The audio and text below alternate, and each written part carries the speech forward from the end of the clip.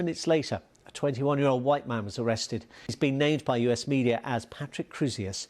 Police are looking into whether he deliberately targeted the Hispanic community. Mexico's President Manuel López Obrador said 3 Mexicans were among those killed. Our correspondent Sophie Long reports. Oh my God. Parents were shopping with their children when suddenly they were told to run. Run! Run, run, run, run! The Walmart store was packed with thousands of people when a gunman started firing indiscriminately. 20 people were killed, 26 others were hurt. Many, according to the governor of Texas, sustained life-threatening injuries. On a day that would have been a normal day for someone to leisurely go shopping, turned into one of the most deadly days in the history of Texas. Lives were taken who should still be with us today. One white man has been arrested and taken to custody. He's been identified by local media as 21-year-old Patrick Crusius. Police say they're examining the possibility that this attack was a hate crime. They're investigating possible links with a white nationalist manifesto. It has a nexus at this point in time to a hate crime. The FBI will be looking into that with the other federal authorities. But right now we're looking at potential capital murder charges for this individual. El Paso sits on the border with Mexico. Its population is more than 80% Hispanic. It's become a focal point in the debate over immigration in the United States. This is someone who came from outside of our community to do us harm. A community that has shown nothing but generosity and kindness to the least among us. Mass shootings are not uncommon here. Exactly a week ago, a 6-year-old and a 13-year-old were among those killed when a gunman opened fire at a festival in Northern California. But people are shocked that it happened here in El Paso, considered to be one of America's safest cities. And they are shocked that such young, innocent lives were lost, and so many. But amid the horror and the pain and the great, great sadness, there are demands again for something to be done to stop it. Our sympathies go out to the families of the victims. Democratic presidential candidate Beto O'Rourke, who is from El Paso, linked this racism that are being seen in the US Trump store. President Trump has condemned the shooting, calling it tragic, hateful and cowardly. Sophie Long, BBC News, El Paso. Well, our correspondent Sophie Long is still at the scene in El Paso. A little earlier, she sent us this update. Well, children and their parents had been out shopping in the Walmart superstore behind me. They were shopping for school uniforms, new school bags, stationery, all those things that families shop for in the week before school reopens, when a gunman opened fire and suddenly they had to run for their lives. Now, we know very little about the victims at this stage. We know that 20 people have been killed and some of them reportedly are very young. We know 3 of those people were from Mexico. Now, we know that one man has been arrested. He is a white man. He has been identified locally in local media as 21-year-old Patrick Crusius.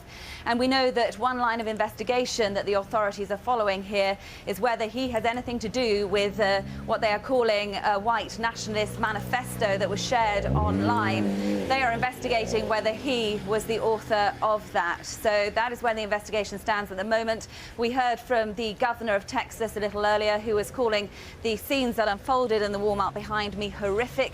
He said that it was one of the deadliest. It is not uncommon mass shootings in the United States, as a 13-year-old were killed, amongst those killed when a gunman opened fire at a festival in Northern California. But there is nonetheless shock here that it's happened in El Paso, which is considered to be one of America's safest cities. Shock that such young, innocent lives were reportedly among those lost, and shock that so many people were killed. We also heard from the governor that of the 26 that were injured, many of them are fighting life-threatening injuries. So as a community here comes together in grief, there are again calls for something to be done. We heard from Beto O'Rourke, the Democratic presidential candidate who is from El Paso. He blamed this shooting, at least in part, on the rising levels of what he called hatred and racism that America is experiencing, and he put at least part of the blame for that at President Trump's door. President Trump has been tweeting throughout the day. He sent his condolences and condemned this shooting. He and the First Lady also sent their love and prayers to the people coming to terms with what has happened here. Sophie Long. Police are investigating whether a white nationalist manifesto posted online, which says the attack deliberately targeted the Hispanic community, was written by the killer. People injured and killed are numerous in the age groups. The situation, needless to say, is a horrific one.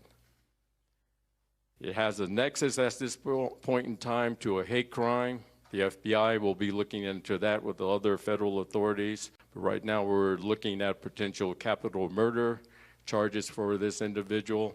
Right now we have a manifesto from this individual that indicates to some degree it has a nexus to potential hate crime. That's Greg Allen there, the police chief in El Paso, at a news conference shortly after the shootings. Well, Victoria Balderrama was shopping in the mall with her parents when the shooting broke out. The mall was put in lockdown for an hour before a SWAT team arrived to help them to evacuate. We were there about 30 minutes when they announced they were closing down the store, locking doors, which I didn't really think much of at the time. And then they told us to huddle in the corner of the store. And that's when I really started to worry, because I didn't think it was, normal to be doing that if it was something so minor. Know that there was an active shooter inside the mall on the second level. And I just went into survival mode. I mean, it was so scary being in that kind of situation here, and nothing like this ever I would have imagined could happen in my hometown. They were going to try and evacuate us through the exit of JCPenney. And so we waited for about an hour when the SWAT team showed up, and they ordered us to put our hands up and run through the building and exit through Dillard's. So we had to walk through JCPenney, through the mall, and out of Dillard's, where we waited in the parking lot between Cielo Vista Mall and that Walmart. We waited there for about 3 hours. The police officers, they told us to be patient, that they were doing everything they could, giving us water and trying to provide some shade, being that El Paso is so hot, triple digits. So, it was just a waiting game, I guess. We all assumed they were looking for these active shooters. I just really have no words, honestly, because I didn't know how to feel. And looking at people around me, people were crying, panicking.